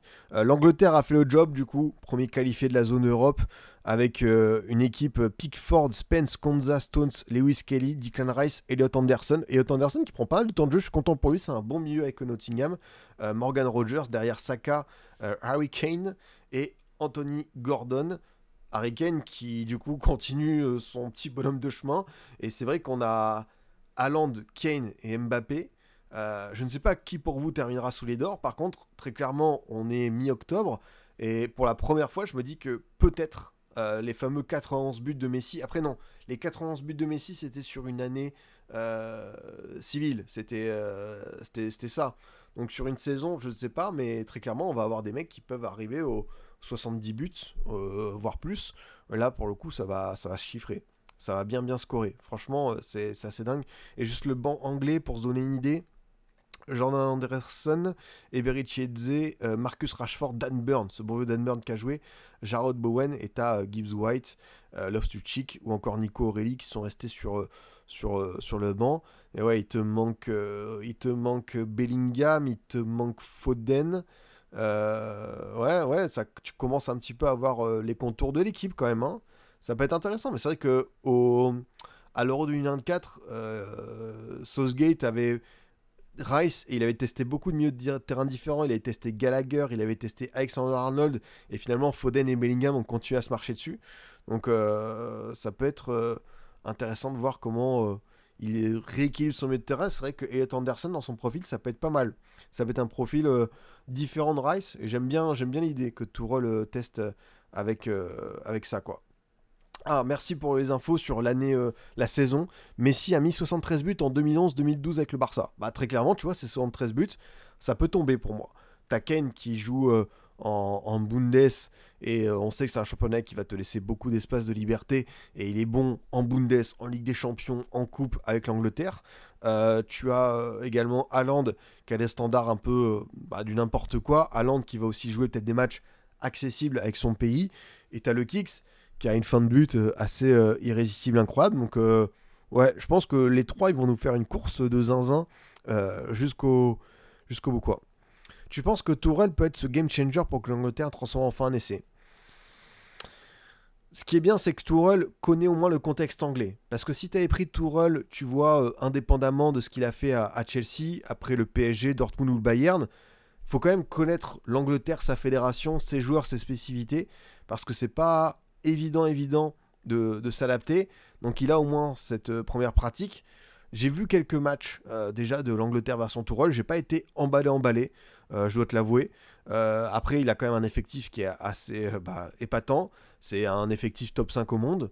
Maintenant, c'est comme on a pu le dire pour l'équipe de France, pour le Portugal, pour d'autres sélections. T'as l'Espagne et l'Argentine qui ont un vrai folies conducteur. Tourelle est quand même un super technicien. Il sort d'expérience quand même. Tu vois, le Bayern, j'étais vraiment mitigé parce que le Bayern de Tourelle, c'est vraiment pas un bon Bayern par rapport à d'autres niveaux à Munich qu'on a pu voir. Mais cette expérience de sélectionneur, elle arrive, c'est quand même intéressant de voir. Et puis, t'as le contexte Coupe du Monde, c'est tellement différent de ce que tu peux connaître en championnat, en Ligue des Champions, en Coupe. Ça va être intéressant de voir, ouais. Anthony Gordon, j'ai hâte de le voir à Coupe du Monde. Il était déjà là lors de l'Euro 2024. Et c'est vrai qu'Anthony Gordon, c'est un profil délié qui a pas forcément, t'as peut-être un peu un Jarrod Bowen. Du coup, c'est bien, tu vois, comme registre différent. Lui, tu vois, par exemple, on parlait tout à l'heure de Mateta Tovin, qui, au-delà de ce qu'ils ont pu faire sur cette trêve, ont aussi des profils à eux. Tu vois, un Gordon, là, il peut profiter de ça sur le terrain. Ça, c'est vrai, c'est authentique. Et puis, ouais, peut-être un mot sur l'Allemagne. L'Allemagne qui, du coup, elle est s'imposer en Irlande du Nord avec Nick Woltemade, qui a marqué encore un but. L'Allemagne, c'était Baumann au cage, Kimmich, Jonathan Tah, Scholterbeck, David Raum, Florian Wirtz, Goretzka, Pavlovic, Adeyemi, avec Gnabry, Woltemade. On a toujours envie de dire Moussiala, c'est quand il revient, parce que c'est vrai que l'équipe, elle est pas dingue. Après, t'as quand même une belle ossature Bayern. Je pense que ça apporte des garanties. Mais en Allemagne, j'ai vu, je crois que c'est Paulo Breitner qui en parlait dans l'after. L'Allemagne pense à peut-être rappeler Manuel Neuer. 38-39 ans, t'imagines? C'est-à-dire que c'est quand même un échec monumental qu'après Neuer, t'aies pas su faire émerger. Bon, t'as Noah Atouboulou, là, le jeune gardien de Fribourg, qui est pas mal du tout. Mais ouais, Baumann, ça a l'air d'être pas dingue. T'as Ter Stegen qui est blessé et tu fais pas forcément confiance. Là, t'as Nubel et l'autre gardien, je pense que c'est Finn Damen qui est le gardien d'Augsbourg. Donc... pas évident, hein. Ça va être tendu, hein. Neuer, les Allemands, ils aiment bien prendre leur retraite, puis des fois être un peu en mode, laisser le petit suspense. Toni Kroos, Thomas Müller l'avait fait, donc même Hummels à une époque. Donc peut-être que Neuer, il est en ce mode-là. Après Neuer, si on le rappelle et qu'on dit, allez, tonton, une dernière, est-ce que tu peux? Parce qu'en attendant, peut-être que Noah, il émerge. Mais on a besoin de lui, quoi. Et du coup, les entrants allemands, Waldemar Anton, Baku, Maximian Bayer, Jonathan Burkhardt et Robert Andrich. En vrai, j'avais quand même bien aimé le visage, l'ambition que Nagelsmann avait essayé de donner à l'Allemagne durant l'Euro 2024. Mais il faut Moussiala pour moi. Je pense pas que cette équipe puisse gagner la Coupe du Monde à l'heure actuelle, mais un Moussiala, ça peut t'apporter ce petit truc en plus, tu sais, la petite équation, une équation avec une inconnue, et, qui peut être assez déstabilisant, quoi. C'était pas Lowe qui avait dégagé Müller-Kroos? Ah oui, si aussi. Mais je sais que les Allemands ont quand même, tu vois, cette espèce d'aspect de suspense, ouais. C'est vrai que Bernd Leno, par rapport à ses performances en PL avec Fulham, autant avec Arsenal, ça n'a pas toujours été une garantie absolue, mais avec ce qu'il fait, je suis d'accord. Alors, je sais, j'ai vu ton message, l'ami, tu veux qu'on parle de la Norvège qui écrase tout, et c'est vrai que ça reste dingue ce que font les Norvégiens. Donc on va remettre un petit coup sur cette sélection qui a fait un match nul hier contre la Nouvelle-Zélande, mais qui juste avant avait battu Israël 5-0. Donc la compo sans Odegaard qui est blessé, c'est Nyland, c'est Ryerson, Hager, Egem, Moller-Wolf, Oscar Bob, Sander Berge, Patrick Baird, Antonio Nusa, Sorloth Haaland devant. T'as les deux perches devant, ça doit tellement faire mal. Ensuite, sur le banc, t'as Schelderup, t'as Asgard, t'as Aaron Dounoum, le Toulousain. C'est bien pour lui, tu vois. Parce que en vrai, Aaron Dounoum, par rapport à ses performances avec le TEF, je trouve que c'est mérité qu'il soit dans cette sélection et qu'il puisse aller peut-être à la Coupe du Monde potentiellement. T'as aussi Björkarn et Strand Larsen. Ouais, après, c'est ce qu'on a toujours dit. Je dis pas que c'était une anomalie qu'Haaland n'ait pas encore fait une grande compétition internationale. Mais par rapport au niveau du joueur, c'est vrai que c'était une petite croix sur sa carrière, tu vois, pour l'instant qu'il n'ait pas pu aller accéder à un Euro, une Coupe du Monde. Après, je vous ai toujours dit l'exemple, c'est que quand, avec cette histoire de Ligue des Nations qui compte dans le coefficient, la Norvège, lors de la Coupe du Monde 2022, aurait pu aller en barrage, mais comme la Russie a sauté de la Ligue des Nations et que les points gagnés contre la Russie ont été retirés, la Norvège s'est retrouvée avec un 0/6 qui l'a fait descendre au classement et qui n'aura pas permis d'accéder au barrage. Donc tu vois, cette histoire aurait pu leur sourire il y a quelques années. Mais là, t'as l'impression quand même qu'ils ont trouvé un vrai truc. Ils ont eu leur vraie victoire référence contre l'Italie 3-0. Ils ont un match de prestige à disputer contre l'Italie pour se qualifier. Les Norvégiens, la dernière fois, c'était France 98. Non, ouais, la dernière fois, c'était France 98 exactement. Et je crois qu'ils font l'Euro 2000 aussi. Je crois qu'ils font l'Euro 2000. Voilà, exactement. Donc, ils font... ils terminent, hop, ils terminent à 4 points derrière l'Espagne et la Yougoslavie. Et dans cette équipe, ouais, tu as du Touré André Flo, très très beau joueur, du John Carew, du Stefan Eversen, du John Arne Riese, du Ole Gunnar Solskjær. Tu as du beau petit monde, hein. Du Solbakken, du Mikland.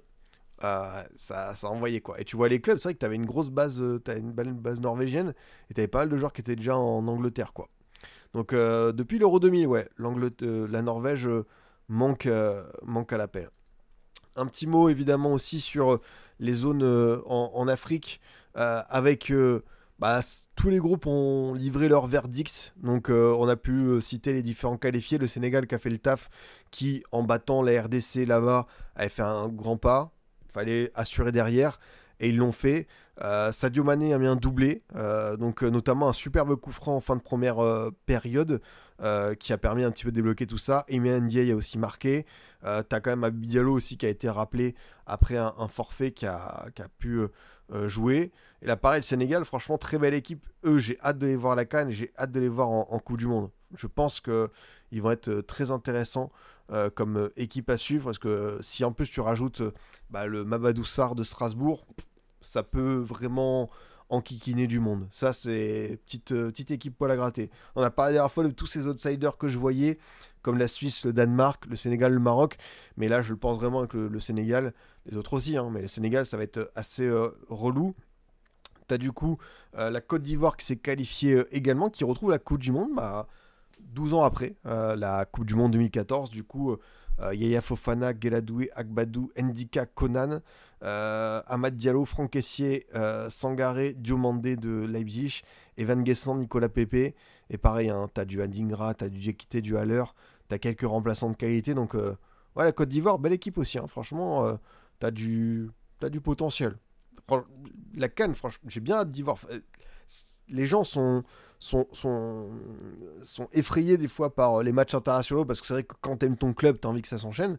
Mais sincèrement, l'année qu'on va avoir, entre cette CAN qui s'annonce hyper prometteuse et assez incroyable au Maroc, avec tous les stades que j'ai pu voir, les stades, tu vois, c'est d'une modernité affolante, et surtout derrière la Coupe du Monde, ouais, on va bien manger, les amis.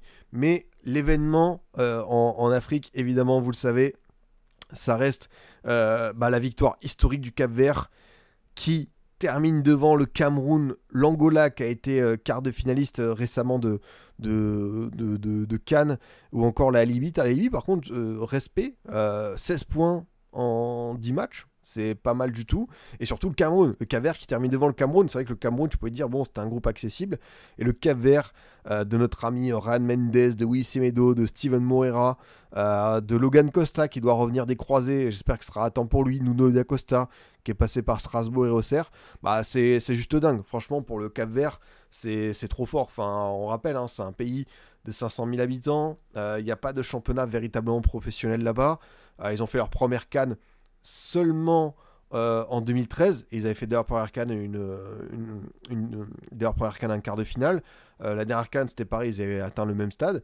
Mais surtout, ils ont enfin su trouver l'élan nécessaire pour aller chercher une qualif. Et tu vois, je suis très content que, même si certains sont peut-être aigris au max, moi je regrette qu'on soit passé de 32 à 48, mais que des équipes comme ça puissent connaître le parfum, l'adrénaline, la saveur d'une première Coupe du Monde, c'est trop bien. Enfin, même si ils peuvent manger des gros scores, même si ça peut mal se passer pour eux, ça reste une Coupe du Monde, c'est des souvenirs à vie, ça permet au pays de se mettre en lumière, ça peut générer aussi d'autres choses, hein. Je pense aux binationaux, à certains joueurs qui ont préféré le Portugal, ça peut s'entendre, tu vois, à l'époque, les Nani, les Renato Sanchez, mais peut-être que d'autres, comme au Portugal, tu as beaucoup de monde, peut-être que certains joueurs qui sont en balance vont dire, le Cap-Vert, oui, alors certains vont dire c'est un choix sportif, mais c'est aussi parce que, voilà, est-ce que tu aimes vraiment ce pays? Mais en tout cas, peut-être que tu as des joueurs qui vont rejoindre cette équipe qui a réussi l'exploit de se qualifier en Coupe du Monde, et moi je trouve ça trop bien, c'est génial.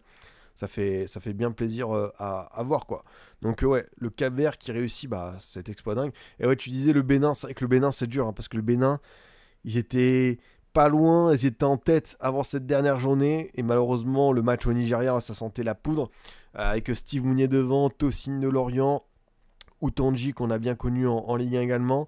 Et c'est vrai que malheureusement, c'est un regret, mais à l'image du Cap-Vert qui est terminé premier de son groupe, dans 4 ans, je suis sûr que le Bénin, s'ils sont dans un groupe peut-être un peu plus accessible, parce que tu vois, Nigeria, Afrique du Sud, c'est quand même chaud. Pourquoi pas se remettre devant, quoi. Ah oui, c'est vrai que j'ai pas parlé du Kosovo, les gars. J'ai pas parlé du Kosovo et surtout de la Suède. On va refaire, hop, on repart un petit peu au nord de l'Europe, parce que c'était un des points que je voulais évoquer. Il se passe un truc de fou avec la Suède. Alors, ils peuvent ne pas gagner de match. Ils sont à 1 point après 4 journées, mais ils peuvent encore aller en barrage parce que c'est la magie, évidemment, de la Ligue des Nations. Du coup, la Suède a fait 0/6 contre le Kosovo, ou si on est positif dans la vie, on se dit qu'aussi le Kosovo a fait 6/6 contre la Norvège et que c'est une performance qui est dingue. Pourtant, c'est vrai que tu avais Gyökeres, Isaac. Alors, ça peut refléter certaines difficultés. Isaac a vraiment du mal à s'intégrer pleinement avec Liverpool. Gyökeres qui n'a pas montré sa meilleure version avec Arsenal. Mais tu as aussi Gudmundsson, Svensson de Dortmund. C'est lui, c'est ça. Ayari de Brighton, Bergvall de Tottenham, Yen qui est à Atalanta, Lindelof qui est reparti à Aston Villa de mémoire. Ça, il a signé libre chez les Villans. Et en face, tu as le bon vieux Muriqi qu'on connaît un petit peu avec, comment ça s'appelle, Majorque. T'as Albion Ramani, ça c'est celui du Sparta Prague. J'ai cru qu'il y avait Edon Zegrova qui est rentré aussi, mais j'ai cru que vous savez qu'il y avait le Rachani qui avait joué pour comment ça s'appelle, pour Clermont. J'ai cru qu'il était là, mais il est peut-être pas sélectionné. Et également Milot Rashica qu'on a longtemps connu en Europe, mémoire du côté du Werder Bremen. Donc franchement, c'est fou, quoi. C'est fou. Bravo à eux. Et eux, ils peuvent espérer être barragistes. Et franchement, ce serait une top performance. Je serais très content pour eux. Je trouve que ça permettrait pareil. Tu vois, t'imagines le Kosovo en Coupe du Monde, quoi. Enfin, c'est un pays qui est récemment arrivé en qualification et Coupe du Monde et Euro. Et ça serait fou, quoi. Et en face, ouais, c'est. Mais voilà, c'est un truc de feignasse. Enfin, comment avec 1 point après 4 matchs, tu peux encore te qualifier grâce à la Ligue des Nations? Non, c'est. Les amis, je vous l'ai dit. Hop, on met une croix là-dessus et on n'en parle plus, quoi. Je suis suisse. J'étais en panique après avoir vu la Suède dans le groupe. Au final, contre la Suisse, ils ont 3 open goals et ils les ratent. Alors, je ne suis pas suisse, mais c'est vrai que les Belges et les Suisses, vous avez des fois des expressions pour parler de certaines situations, les goals, voilà. Et les 3 open goals, j'imagine que c'est des grosses occasions. Et du coup, tu m'apprends un terme. Donc, bah, merci l'ami de développer notre culture foot, quoi. Graham Potter qui a annoncé pour reprendre cette sélection suédoise. Ouais, c'est parce que attends, l'entraîneur suédois. Ah oui, c'est vrai. C'est John Dan Thomasson, l'ancien buteur du Danemark. Bon, bah, John Dan Thomasson va peut-être rejoindre cette catégorie bah, j'ai l'impression que non, ouais, c'est ça. Hop. Le revers concédé contre le Kosovo a été l'élimination de trop, dernière de son groupe, avec seulement un petit point pris en 4 matchs, pourtant jugé abordable. La Suède a quasiment dit adieu à une qualification directe pour la CDM. Ses espoirs reposent désormais sur un éventuel repêchage avec des nations. Donc fin de mission pour John Dahl Thomasson. Nous croyons que cette équipe peut atteindre la Coupe du Monde si la possibilité du barrage est toujours ouverte. Ajoutez le directeur technique Kim Källström. Bah voilà, hop, ce bon vieux Kim Källström qui est désormais conseiller directeur technique. Quelle belle promotion. En tout cas, ouais, ça schlingue. Et c'est vrai que j'ai même pas évoqué les remplaçants, mais t'as quand même Anthony Langa, t'as Ronny Bargi, tu vois, t'as pas non plus. T'as Hugo Larsson, alors on en a parlé la dernière fois qui restait sur le banc, mais fou, c'est.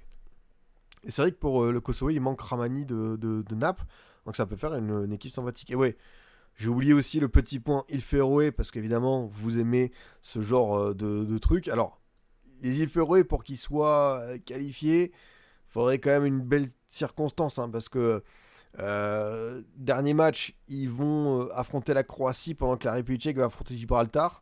Donc ça paraît compliqué, mais quoi qu'il arrive pour les îles Féroé, c'est juste fou d'avoir déjà pris 2 victoires consécutives contre le Monténégro 4-0 et surtout taper la République tchèque, tu vois. La République tchèque qu'on a vu à l'Euro pas mal de fois, en Coupe du Monde il y a un peu plus longtemps, mais ça par contre c'est une performance historique. Enfin, les îles Féroé pour moi, c'était le Gibraltar, le Saint-Marin des années 2000. Enfin, à chaque fois, ils mangeaient des pralines et des scores en veux-tu, en voilà. Et là, ils ont réussi à taper la République tchèque, équipe top 50, top 40 de, du classement FIFA. Donc, bel accomplissement. C'est vrai que ça, c'est assez dingue. Et peut-être que, bah, ouais, maintenant qu'il y a un peu plus de possibilités pour certaines équipes, tu peux essayer d'arriver à une Coupe du Monde. Il faudrait un peu plus de chance au classement, enfin, au tirage au sort, mais quand tu t'offres ce genre de résultats, ça peut peut-être te permettre d'espérer, quoi. Du coup, on termine juste sur la zone Afrique, avec l'Afrique du Sud qui obtient sa qualification. L'Afrique du Sud qui avait eu, vous savez, 3 points retirés, pénalité parce qu'ils avaient fait un joueur suspendu. Du coup, on aura quand même Roman Williams qui avait été incroyable durant la CAN qui y va, mais surtout... c'est vrai qu'on n'a pas beaucoup de joueurs qu'on connaît parce qu'ils évoluent beaucoup au pays là-bas. Mais on a peut-être. Est-ce que Lebo Motiba peut être de l'aventure? Ce serait fou de voir Lebo Motiba comme ça. Mais en tout cas, on sait que l'Afrique du Sud, avec Hugo Bross, bosse très très bien. Elle fait une sacrée CAN. Franchement, j'étais pas loin de les voir comme favoris. Après, c'était une CAN qui était tellement ouverte en Côte d'Ivoire que tout le monde pouvait battre tout le monde. Mais l'Afrique du Sud m'avait pas mal épaté, notamment le fameux match contre le Maroc. Ils avaient sorti, tu vois, un des grandissimes favoris, quoi. Donc, c'est une sacrée performance pour eux. Et puis les autres, qualifiés, on les connaissait à peu près. Donc, le Maroc a battu le Congo et devient l'équipe qui a gagné le plus de matchs de suite au niveau international, cette victoire, et passe devant la Grande Espagne. Donc, pour certains, comme je le dis, hein, ils parleront des adversaires, mais je sais qu'au niveau du fond de jeu, le Maroc doit faire mieux. Et pourtant, quand tu vois l'équipe, tu as un Bounou, Hakimi, Yamik, Aguerd, El Karouani, Sabairi, El Ainaoui, Ben Seguir. Franchement, milieu de terrain, pas mal. Hein. Brahim Diaz, Igaman, Ezazouli, Abdé. Et puis tu as Massina, tu as Targaline, tu as Akomash, tu as Enesiri, tu as Al-Kabi. Et tu as aussi Shemsi Talbi, tu as Amin Adli, tu as El Khanous. Putain, t'as du beau potentiel. Hein. Franchement, le Maroc, c'est lourd de chez lourd. J'aime bien ce que je vois. J'aime bien ce que je vois au niveau de cette équipe. Et puis, ouais, t'as le Gabon qui, malheureusement, va devoir passer par ce fameux barrage avec Obama qui était suspendu, mais t'as Bonga, t'as Lemina, t'as Ndong, Ekwelemanga. Ekwelemanga qui est du coup, où est-ce qu'il joue déjà? Il joue au Paris 13 Atlético. Il joue en national. Mais bon, des fois, tu as un vivier qui est pas extensible. Du coup, tu as des joueurs comme ça qui viennent dépanner. Et un petit mot juste sur la Tunisie, parce que la Tunisie est qualifiée. Et la Tunisie a quand même fait l'exploit, parce qu'on a parlé du résultat du Maroc, la série, la Tunisie, 10 matchs, 9 victoires, 22 buts inscrits, 0 encaissé. Alors je sais que de réputation, la Tunisie c'est parmi les meilleures défenses en Afrique. Ça a toujours été une équipe difficile à manœuvrer avec de vrais bons défenseurs. Alors ok, le groupe fait peut-être pas rêver, quoique Namibi, on les a déjà vus en Cannes. Guinée équatoriale, ils avaient mis 4-0 à Côte d'Ivoire, Sao Tomé, Malawi et Libéria. Mais franchement, respect, parce que le parcours est juste dingue. Ne pas encaisser de but, je trouve que c'est vraiment une perf assez dingue, quoi. Et du coup, t'as Montassar Talbi, Dylan Brown, qu'on avait connu un petit peu au SMS, t'as Ali Abdi, Yann Valéry, t'as Laïdouni, Ferjani Sassi, Hannibal au milieu de terrain, Mastouri, t'as Ashkiri, t'as Ismaël Garbi, t'as Naïm Sliti. En fait, c'est ça que, pareil, le vivier en Tunisie, il n'est pas extensible, mais tu vois des mecs comme Naïm Sliti, et ça fait plaisir. Naïm Sliti, 33 ans, qui joue à Al-Shamal. Al-Shamal, c'est au Qatar, c'est ça. Du coup, tu vois, tu revois des anciens comme ça, mais pour le coup, l'équipe entraînée par Trabelsi, Trabelsi, ça c'était la Coupe du Monde 2006, non. Là, je pensais à un autre Trabelsi qui était aussi tunisien, qui avait joué à l'Ajax de mémoire. Mais bon, tu vois, tous les défenseurs, tu les connais. Beau milieu de terrain. L'attaque, comme d'hab, faut que ça puisse tourner, mais franchement, c'est pas mal. Et c'est vrai, comme tu dis, Krimbo, Ounahi, Amrabat et Mazraoui blessés aussi. Tu vois, le potentiel du Maroc, c'est fort. C'est quoi tes prédits pour la CAN? C'est tellement une compétition où il peut tout se passer que tu peux te dire que le Maroc est grandissime favori parce qu'à la maison, avec cette équipe, mais généralement, ce genre d'histoire, attention, j'ai pas envie de porter mauvais oeil, mais pour moi, ils feront partie d'un top 3 favoris. Je mets eux, je mets le Sénégal et je mets quand même la Côte d'Ivoire. Si je dois me dire 3 favoris. Après, l'Égypte, relou au possible, eux pareil, un poison absolu, même si lors des dernières CAN, ça a peut-être perdu un peu plus de sa superbe. L'Algérie est revenue un petit peu avec cette qualification, mais il y a quand même des difficultés, parfois, notamment le gardien. Mais très clairement, pour moi, Maroc, Sénégal, Côte d'Ivoire, et l'Égypte en outsider plus, ça peut le faire, mais bon, là on vient de voir la Tunisie, on vient de voir l'Afrique du Sud. On n'a même pas évoqué, les bêtes blessées, type Cameroun, Nigeria. Attention, ça peut aller aussi embêter du monde, quoi. On va terminer avec peut-être petit mot sur nos autres groupes. Alors, j'ai découvert du coup que après les groupes de 5, les groupes de 4, les groupes de 6, les barrages intercontinentaux, les barrages continentaux, les barrages grâce à Ligue des Nations, en Asie, ils nous ont fait une formule avec un 4e tour où tu as 3 équipes par groupe et tu as seulement 2 matchs. En fait, j'étais surpris parce que c'est vrai que les groupes, on les connaissait, Qatar, Émirats Arabes Unis, Oman, et dans le groupe B, Arabie Saoudite, Irak, Indonésie. Mais finalement, c'est vrai que j'ai tellement peu l'habitude de voir des groupes de 3 équipes que je me suis dit, il y a 2 matchs en octobre, il y a peut-être aller-retour. Et non, en Asie, ils ont tout joué là lors de cette séquence. Et du coup, le Qatar qui avec 4 points termine premier devant les Émirats Arabes Unis. Et tu as l'Arabie Saoudite qui termine devant l'Irak. Et pourtant, l'Irak avait battu l'Indonésie. Ils ont fait match nul. Du coup, ça joue à la différence de buts.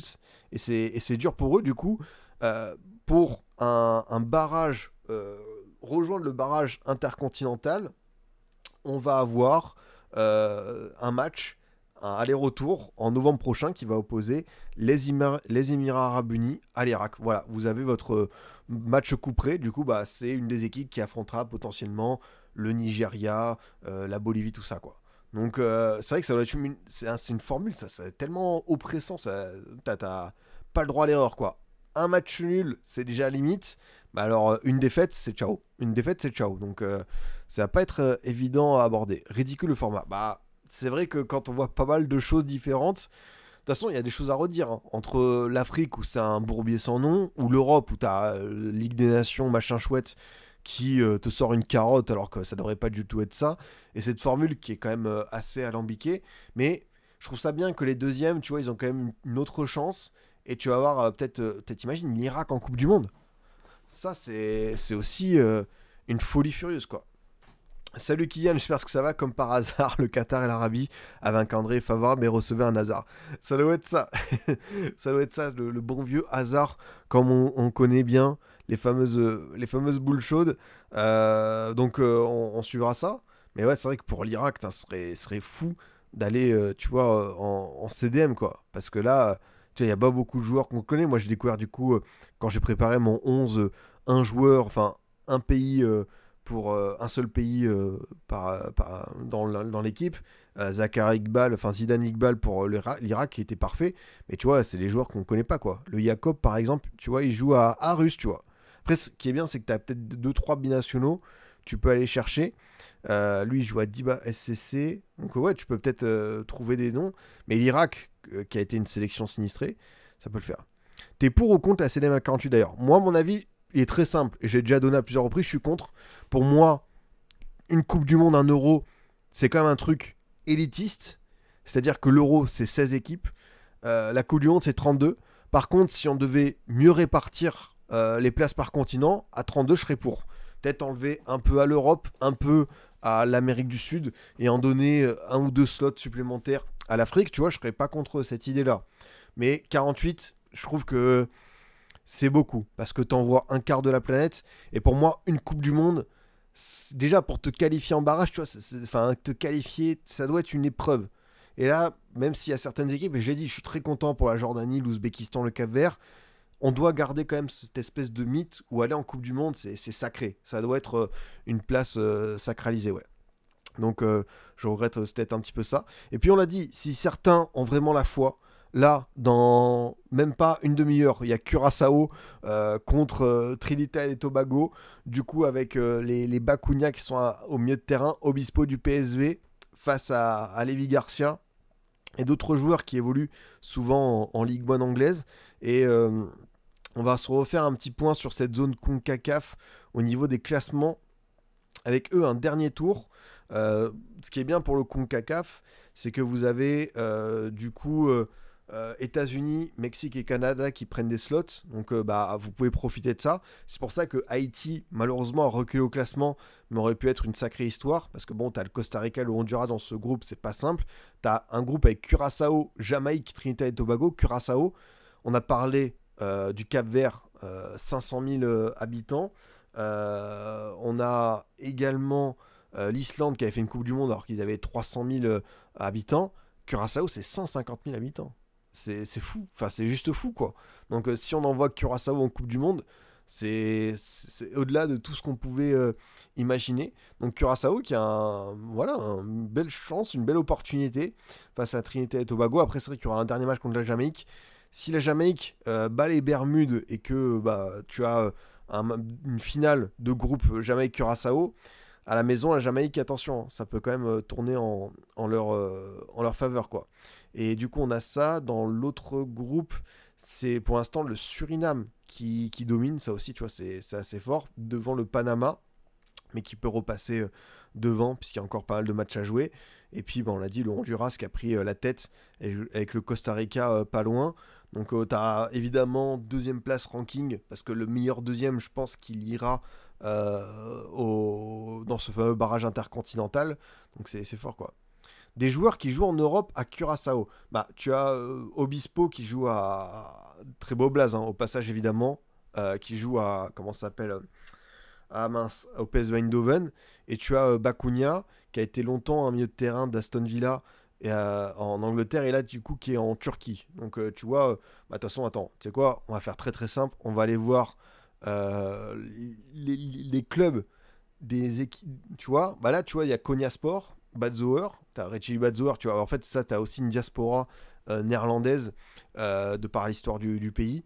Tu vois, en plus t'as des clubs, hein, PEC Zwolle là avec Floranus, t'as RKC Wajik avec Ganjima, en fait c'est ça, il y a beaucoup de joueurs, hein. Mais tu vois, t'as quand même FC Zurich, t'as Sparta Rotterdam, t'as Gaziantep, t'as de la Russie avec Telstar, t'as Sheffield United avec Tae Chong, ça paraît jeune de United. Tu vois, je savais même pas qu'il avait rejoint la sélection lui. Euh, T'as le bon vieux Jürgen Locadia, en vrai, t'as des clubs que tu connais, quoi. T'as Sanji Hansen qui joue à Middlesbrough, et le coach, évidemment, Dick Advocat. Allez, pour terminer, les amis, est-ce qu'on se ferait pas la carrière de coach de Dick Advocat? Oh là là, oh là là, oh là là, oh là là, oh là là, oh là là. Est-ce que... Attendez, il a été entraîneur pour la première fois en 1981. Mais tonton, faut lâcher l'affaire. Ça fait 43 ans. C'est de la folie, quoi. Il a été entraîneur assistant de Rinus Michels. Rinus Michels, pour les plus jeunes, c'est le mentor de Johan Cruyff. Il a été adjoint du mentor de Johan Cruyff. Et quand tu parles de Johan Cruyff, t'as l'impression que c'est déjà un truc tellement ancien. Waouh. Du coup, il a fait Haarlem, SVSV, Dordrecht, Pays-Bas, PSV, Glasgow Rangers, Pays-Bas, Gladbach, Émirats Arabes Unis, Corée du Sud, le Zénith, la Belgique, Alkmaar, de nouveau la Russie, le PSV, de nouveau Alkmaar, la Serbie, Sunderland. Il a été conseiller du Feyenoord. Et après, il a envie de revenir sur le terrain. Il a été coach du Fenerbahçe des Pays-Bas, du Trèche, Feyenoord, Irak, parce qu'il fallait bien manger de nouveau, Ado Den Haag et Curaçao depuis janvier 2024. Ah ouais, mais le tonton... Ah non, mais c'est même plus... Lui, la réforme des retraites, elle a été suspendue, mais lui, il n'entend pas. Il va aller jusqu'à 90 piges sur un banc. C'est fort, quoi. Enfin, j'en reviens pas. Première expérience sur un banc en 81, il a été adjoint de Rinus Michels. C'est... Waouh. C'est vraiment de la folie. Mais, vous savez quoi? C'est un vrai passionné comme nous tous, parce que je vois qu'à minuit et demi passé, vous êtes encore plus de 140 sur le live à m'écouter parler de la carrière de Dick Advocat. Donc je me dis qu'il n'y a pas que ce bon vieux Dick qui est totalement piqué. Les amis, je vais m'arrêter sur ce. Merci à tous ceux qui ont suivi le live, c'est un immense plaisir. Vous avez été super sympathiques. On a, comme toujours, j'adore parler de Coupe du Monde, j'adore parler de ces éliminatoires. Donc on se donnera rendez-vous en novembre pour terminer, parce que là on aura les équipes européennes, on pourra un peu plus se projeter sur certains chapeaux. On a eu aussi ce barrage en Afrique, on en saura un peu plus dans la zone CONCACAF, donc c'est que du bonheur. Nous, on se donne rendez-vous dimanche pour le débrief Ligue 1. Ça y est, ça revient. Il y a un Strasbourg PSG qui arrive dès vendredi. Donc que du bonheur. Je vous souhaite une excellente soirée. À très vite les amis. Merci encore pour tout le soutien. N'oubliez pas, évidemment, c'est disponible aussi en podcast et sur YouTube. À très vite les amis. Salut à tous.